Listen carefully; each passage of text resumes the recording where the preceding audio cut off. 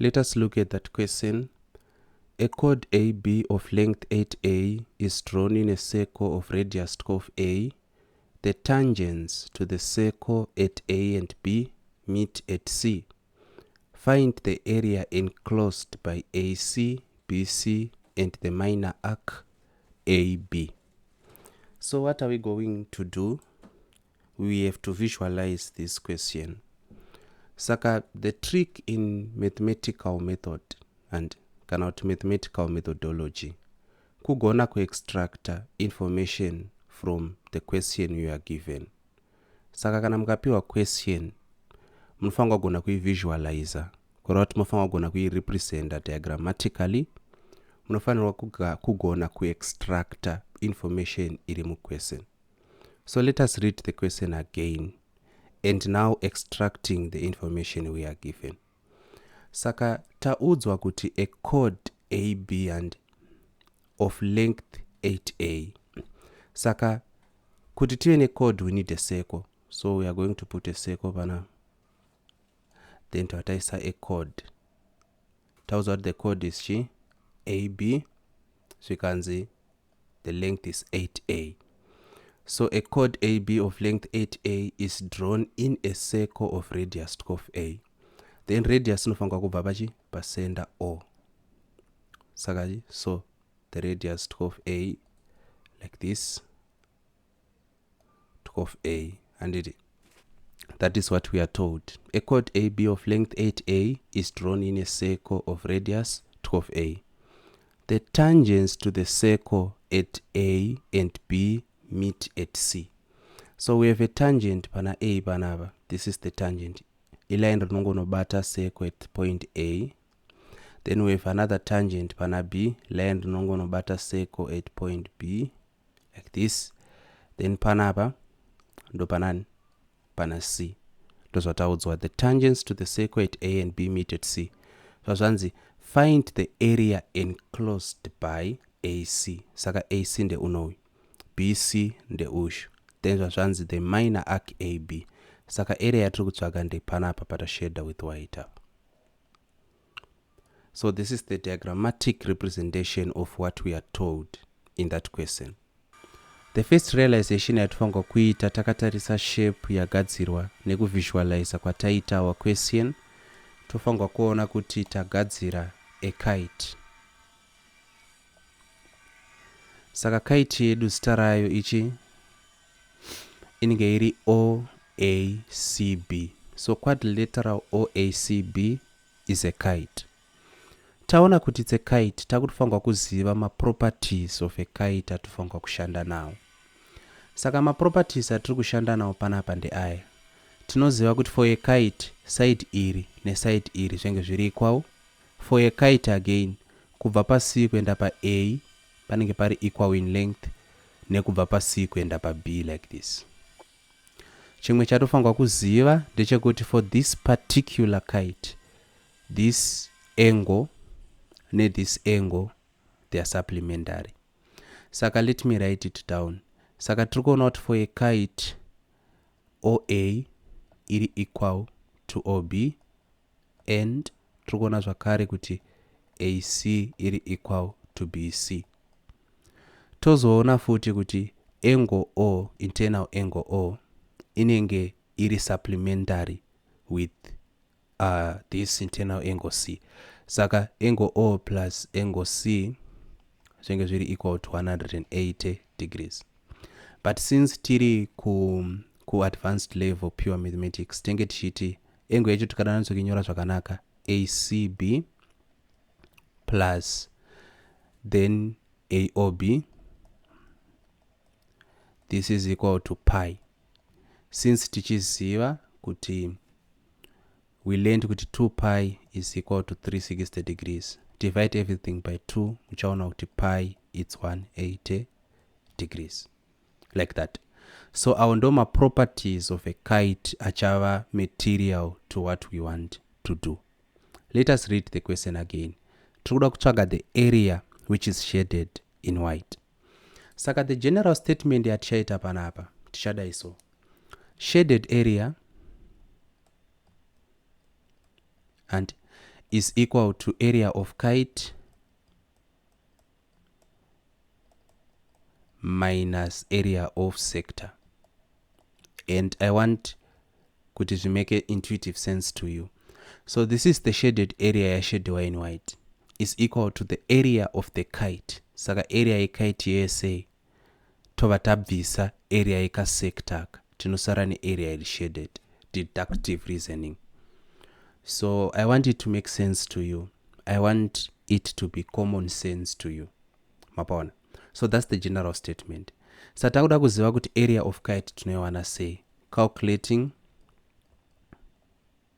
area of kite. Azvimbonetsi zvinhu izvi. Saka pakucalculate the area of the kite ndiri kuda angle ish, angle ACB. Saka angle ACB ndinoiwana say, ndinoiwana ndichishandisa the cosine rule. Saka panapa ndokuna kuti considering kana kuti consider A, ndikutsvaga not ACB rather, but ndoda kutanga ne A or B. I'm sorry. So A or B. Kundiwane A or B, it's the cosine rule. A squared and is equal to B squared plus C squared minus 2BC cos of A, like that. Okay. Zvadai manje angle A or B inenge irichi represented by A, angle A panapa. So A squared ndiani ndi 8A. Saka panapa tiri kuti 8A squared is equal to B squared 12A squared plus then apo C foot it's 12A squared subtracting 2 multiplying 12 times 12, then the cos of angle yatikutsvaga A or B, like that. So we do have to solve that kuti tiwane our answer. So tinoziva kuti 8A squared and tinenge takuti 8 squared ndiani ndi 64, then A squared, this is equal to, what about 12 squared? Do 144. Saka panapa it's 144 A squared plus 144 A squared subtracting 12 times 12, 144, but 144 should multiply 2 kuti tive na 288. So it's minus 288 cos of A or B. Katende say everything side, it becomes 64A squared subtracting 144A squared subtracting 144A squared, and sakatandisa iyi kuside kune iyo, this is equal to minus 288 cos A or B, like that. Mapaona. Saka zvadai so much. Apo basically it's 64 subtracting 144 subtracting 144 kuti tive na minus 224, which is equal to minus 288 cos of A or B, like this. Ma negative aya no cancela since tingori ne one term on either side, the left and the right hand side. Then panapa we can actually put this side. You know what, 224 over 288 is equal to cos A or B. Kana takuda kuziva kuti A or B ndiani, techiti this is equal to arc cos of chi 224 over 288, and what is the answer we get? Making sure our calculator is in radians, tika press a shift on my calculator and press a cos inovaita arc cos donyora says was really 224 over 288, like this. Then what do I get? This is the number I get. It's continuous says 0.679673818191. That is the answer I'm going to get for angle A or B. So this much will be in radians, but for the sake of convenience we are going to use panapa 3 decimal places or 3 significant figures. saka teta kunyora iri 0,123 0,680 like that. Saka panapa tiri kuona kuti our angle it's 0.680.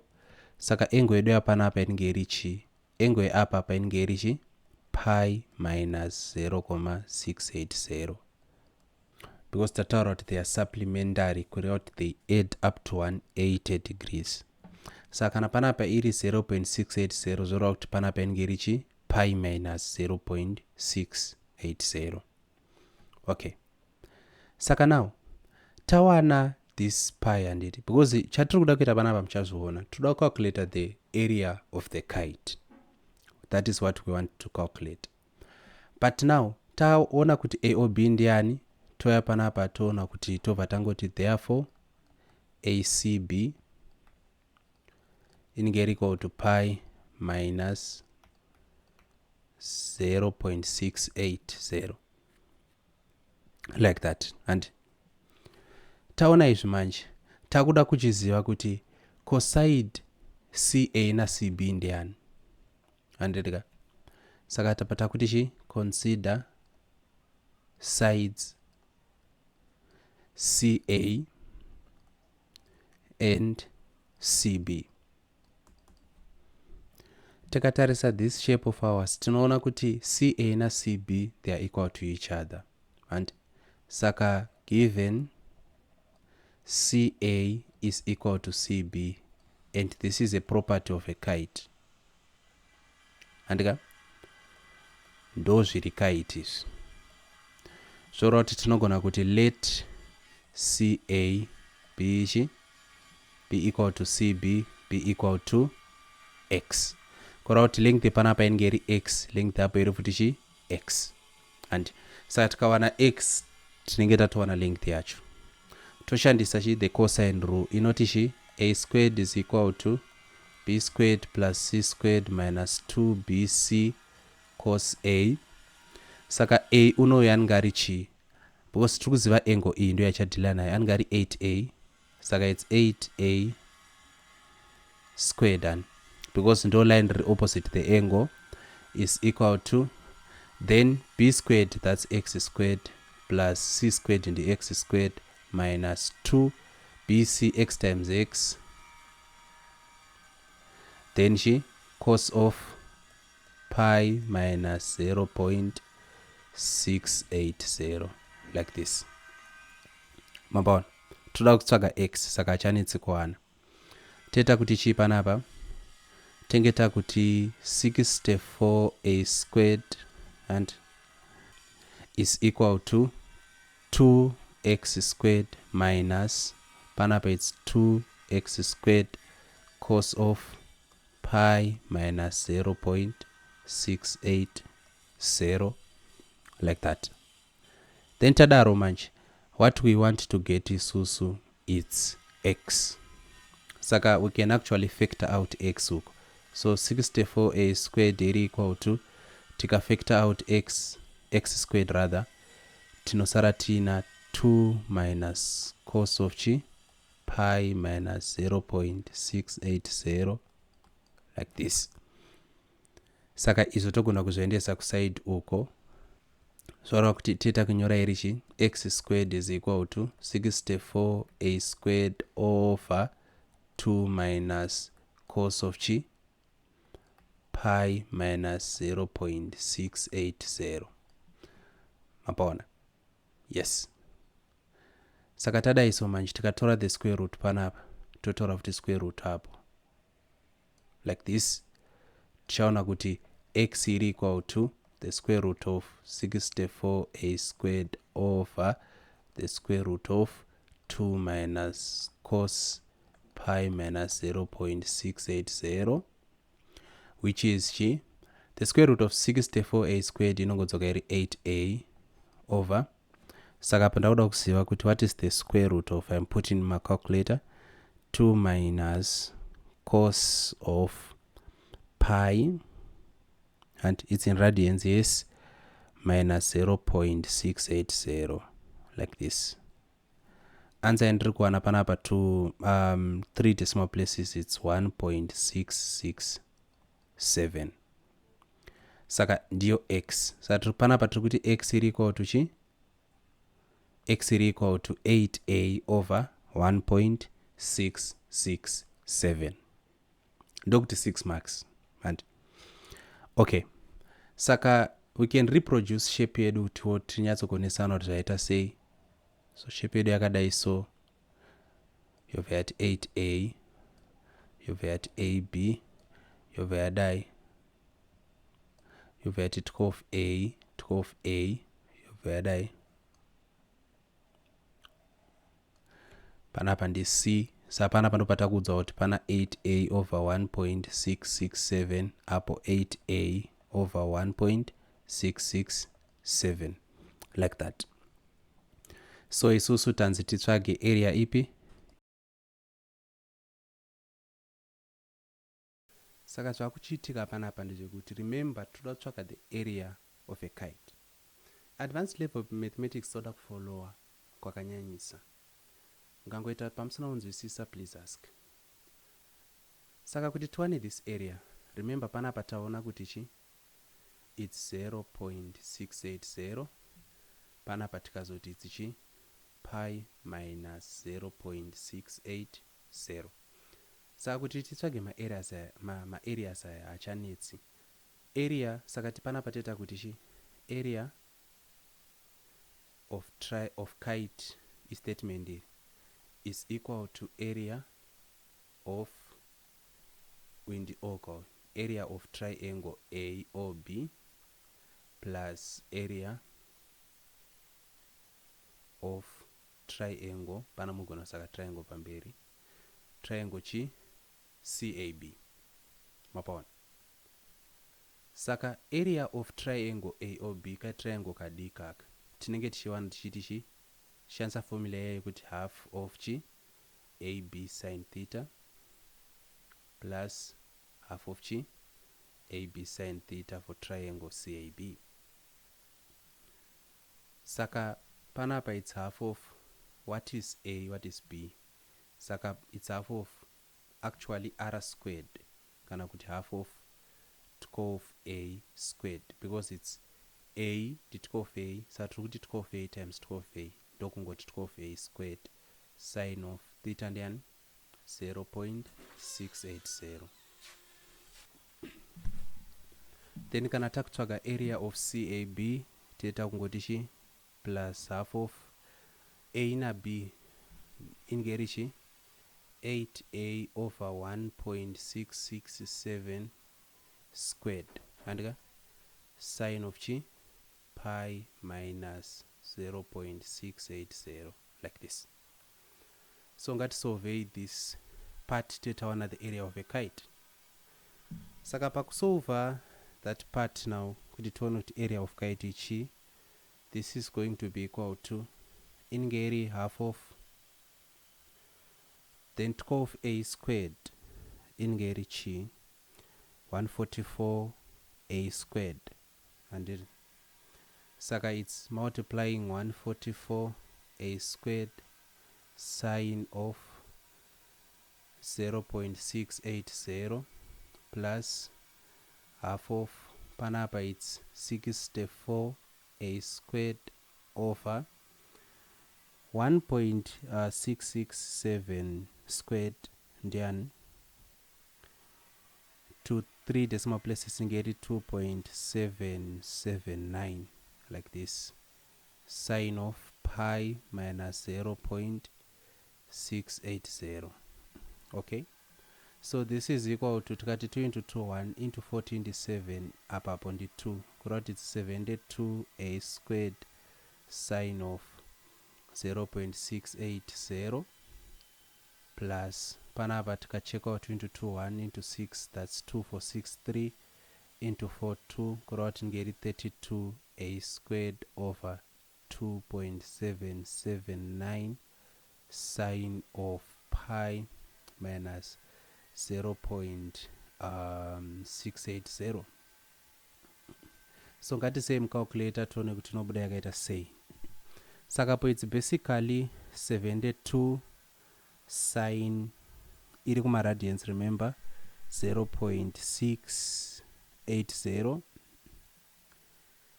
to 3 decimal places to 45.273 andika saka tati 72 sine 0.680 saka inofanirwa kuiti a squared kumberi kunoku like this tatati plus, let us do that one, 32 over 2.779 then sine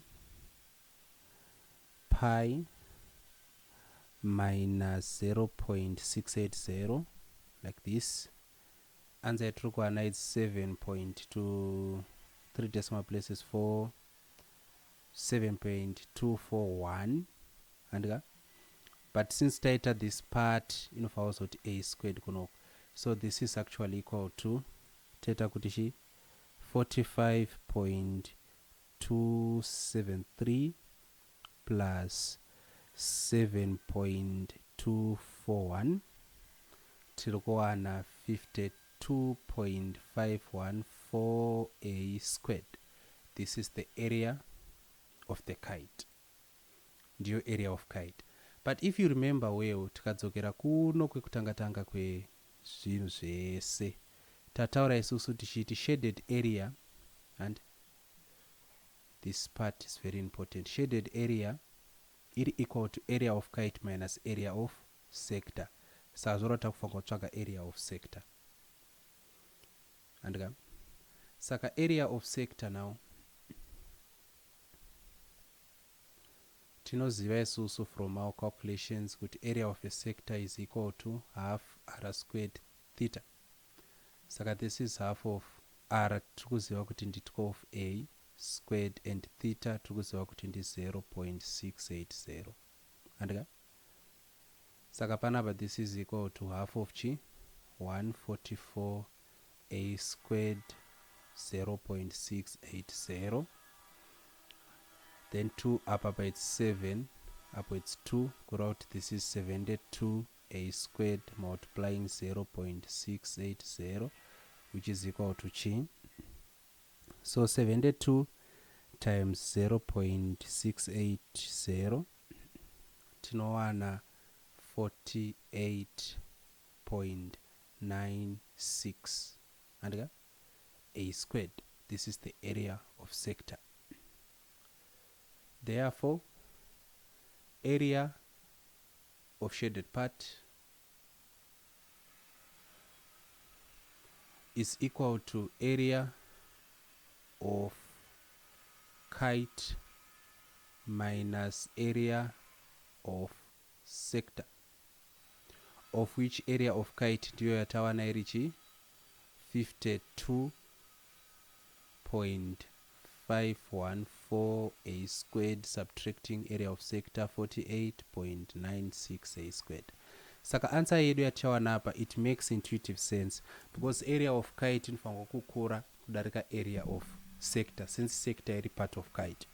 Sadeno tatawana area of sector iri hombe kune area of kite tenge tatoita some mistake of error of principle somewhere. Sapa tifungo subtracta 52.514 minus 48.96 tiri kuwana our final answer is 3.554 a squared as the area of the shaded part. This is the answer we are getting and it makes mathematical sense to me. If there are any questions, queries, complaints anyway, please use the comments. We are all students of mathematics. We learn as we go. If you want extra lessons, check our numbers. Otherwise, thank you and take care.